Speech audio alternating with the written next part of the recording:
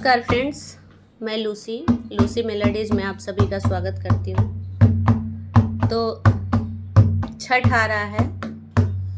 छठ हमारे बिहार का बहुत ही पावन त्योहार है जिसको महापर्व भी कहते हैं और बहुत ही कठिन व्रत होता है।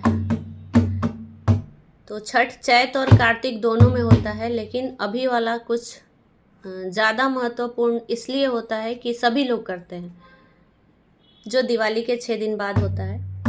तो आइए हम लोग सुनते हैं एक छठ का गाना। मुझे बहुत अच्छा लगा तो मैं सोची कि आप लोग को भी सुनाऊं। चढ़ते कार्तिकवा सूरज बाबा जिया हो डेरास।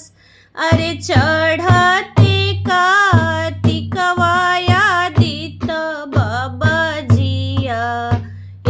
हो डेरास। अरे सासू मोरे धैली सूरज बाबा बाजी नी के नाम। अरे सासू मोरे धैली ये दीनानाथ बाजी नी के नाम। पाँच